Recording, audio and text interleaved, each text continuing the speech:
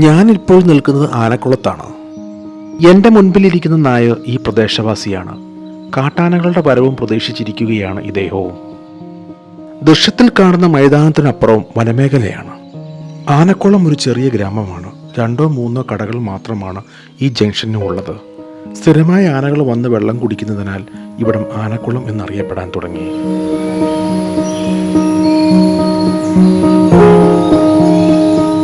Anakkulam forest office ഈ junction സമീപത്ത് തന്നെയാണ്.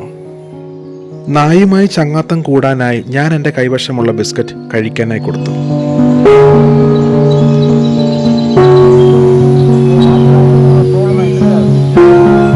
ഇപ്പോൾ സമയം വൈകുന്നേരം 6:30. സന്ധ്യാസമയങ്ങളിൽ സന്ദർശകർക്ക് മൈതാനത്തേക്ക് പ്രവേശനമില്ല. കാടിനുള്ളിലെ ശബ്ദങ്ങൾ കേൾക്കുമ്പോൾ ആനകൾ എത്താറായി എന്ന് മനസ്സിലാക്കാൻ സാധിക്കും എന്നാണ് ഇവിടുത്തെ നാട്ടുകാർ പറയുന്നത്. ആനക്കുളം സന്ദർശിക്കുന്ന എല്ലാ വിനോദസഞ്ചാരികളിൽ നിന്നും തനിക്കാവശ്യമായ ഭക്ഷണം കൈപ്പറ്റിയതിന് ശേഷം നമ്മുടെ ഒരാളായി തൻ്റെ ഇരിപ്പിടം ഉറപ്പിച്ചിരിക്കുകയാണ് നായ.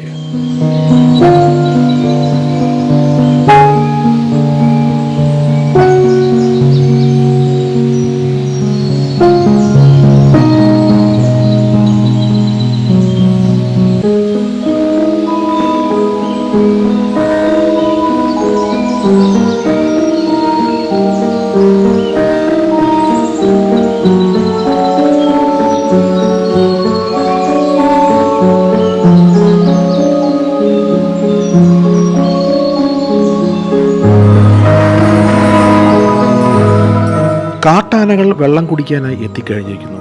ഈ തവണ അമ്മയും മക്കളുമാണ് എത്തിയിരിക്കുന്നത്. ഒരുപക്ഷെ ഇവരുടെ സുഹൃത്തുക്കൾ പിന്നാലെ വരുന്നുണ്ടായിരിക്കും. ഈ ഒരു കാഴ്ച കാണാനായി ആണ് വിനോദസഞ്ചാരികൾ എന്നും ആനക്കുളം സന്ദർശിക്കുന്നത്. കാട്ടാനകളെ ശാന്തരായി കാണാൻ ഇവിടെ മാത്രമേ പറ്റൂ എന്നാണ് പറയപ്പെടുന്നത്.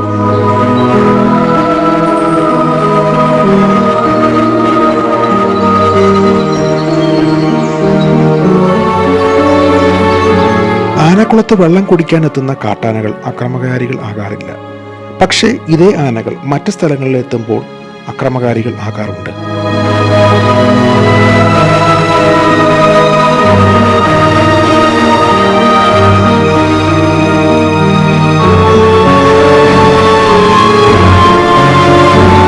ദൃശ്യത്തിൽ ദൂരെ കാണുന്ന വനമേഖല കുട്ടമ്പുഴ ഫോറസ്റ്റ് ഏരിയയാണ്. കുട്ടമ്പുഴ ഫോറസ്റ്റ് ഏരിയ എറണാകുളം ജില്ലയാണ്. ഞാൻ നിൽക്കുന്ന ആനക്കുളം ജംഗ്ഷൻ ഇടുക്കി ജില്ലയാണ്. കാട്ടാനകൾ ഇവിടെ വെള്ളം കുടിക്കാനായി വരുന്നതിന് പ്രത്യേകിച്ചൊരു സമയമില്ല എന്നാണ് ഇവിടുത്തെ നാട്ടുകാരുമായി സംസാരിച്ചതിൽ നിന്ന് മനസ്സിലാക്കാൻ സാധിച്ചത്. ആനക്കുളത്തിന് ആനകളുടെ ബിവറേജ് എന്നൊരു വിളിപ്പേരുണ്ട്.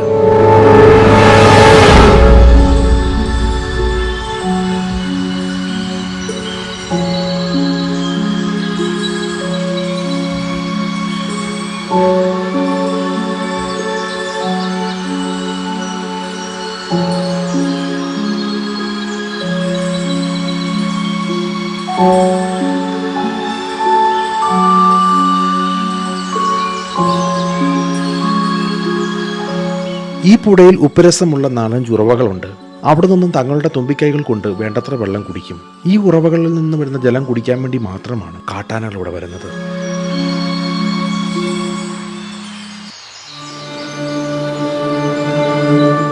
വെള്ളം കുടിക്കാനായി കാട്ടാനകൾ വന്നാൽ കുറയാതെ ഒരു 4-5 മണിക്കൂറെങ്കിലും ഇവിടെ ചിലവഴിക്കാറുണ്ട്.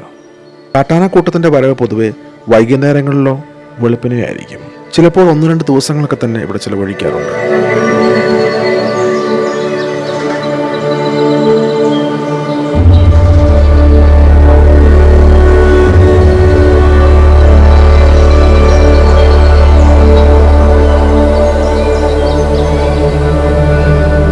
ഇവിടെ പൊതുവെ കാട്ടാനകളായ കൊമ്പന്മാരെ കാണാറില്ല. അതിൻ്റെ പുറകിൽ ഒരു വലിയ കഥയുണ്ട്. പണ്ട് ബ്രിട്ടീഷ് ഭരണകാലത്ത് ആനക്കുളത്ത് വരുന്ന കൊമ്പനാനകളെ വെടിവെച്ച് കൊലപ്പെടുത്തുമായിരുന്നു. ഇവിടെ വരുന്ന പിടിയാനകൾക്ക് ഒന്നും സംഭവിക്കുകയില്ലായിരുന്നു. കൊമ്പനാനകളെ മാത്രം കൊലപ്പെടുത്താൻ തുടങ്ങിയതോടെ കൊമ്പനാനകളുടെ വരവ് ഇങ്ങോട്ടുള്ളത് അവസാനിച്ചു. ബ്രിട്ടീഷുകാർ ആനക്കൊമ്പിന് വേണ്ടിയായിരുന്നു കൊമ്പനാനകളെ വേട്ടയാടിയിരുന്നത്. പിന്നീട് വർഷങ്ങൾക്ക് ശേഷം കൊമ്പനാനകളുടെ വരവ് തുടങ്ങി. പക്ഷേ കൊമ്പനാനകളെ ഒന്ന് നേർക്ക് കാണാൻ പോലും ഇവിടെ വരുന്ന സന്ദർശകർക്ക് പറ്റാറില്ല. കാരണം കൊമ്പനാനകൾ അധികം നേരം ഇവ സമയം ചിലവഴിക്കാറില്ല. തൻ്റെ അംഗരക്ഷകരായ പിടിയാനകളുടെ കൂടെയാണ് കൊമ്പനാനകൾ വരുന്നത്.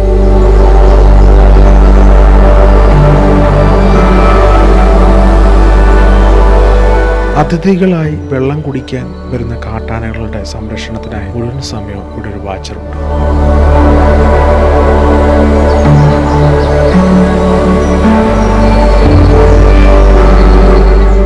ഈ പുഴയ്ക്കപ്പുറമുള്ള കാടിനുള്ളിൽ ഒരുപാട് ആദിവാസി കുടിലുകളുണ്ട്. ഈ പുഴ കടന്ന് അങ്ങോട്ട് പോകാനുള്ള അനുമതി നമുക്കില്ല.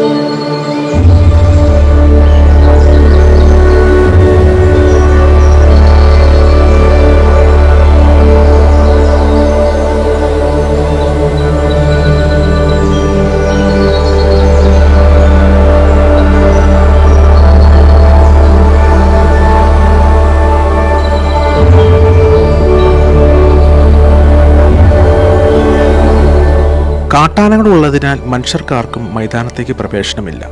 പക്ഷേ നമ്മുടെ ചങ്ങാതിയായ നായയ്ക്ക് പോകുന്നതിൽ തടസ്സമില്ല. നായയുടെ ലക്ഷ്യം താറാവുകളാണ്.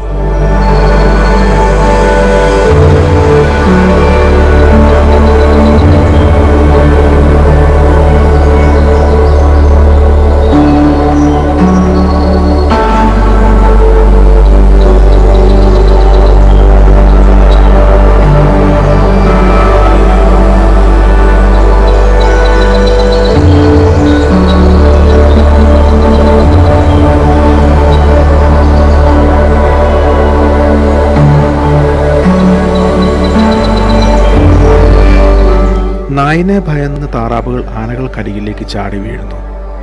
അപ്രതീക്ഷിതമായ താറാവിന്റെ വരവ് ആനകളെ ഭയപ്പെടുത്തിയിരിക്കുന്നു.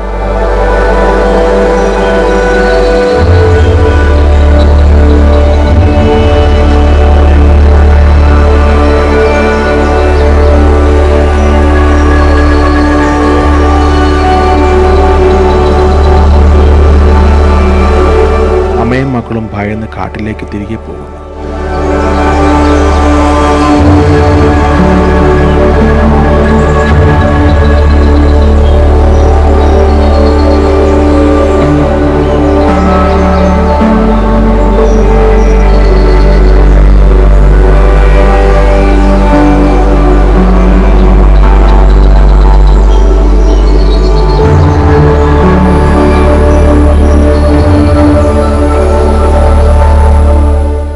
താനൊന്നും ചെയ്തിട്ടില്ല എന്ന ഭാവത്തിൽ വന്നിരിക്കുന്ന നായകൻ.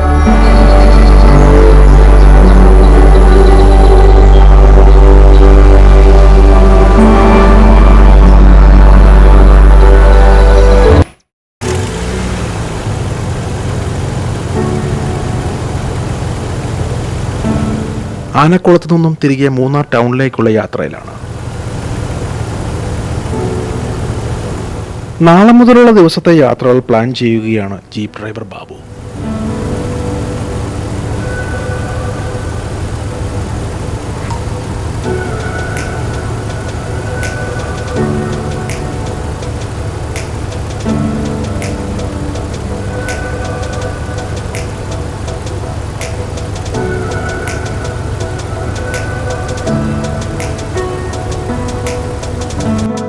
ഇനിയുള്ള ദിവസങ്ങളിൽ എനിക്ക് താമസിക്കാനുള്ള ഹോട്ടലിൽ പ്രവേശിച്ചിരിക്കുന്നു.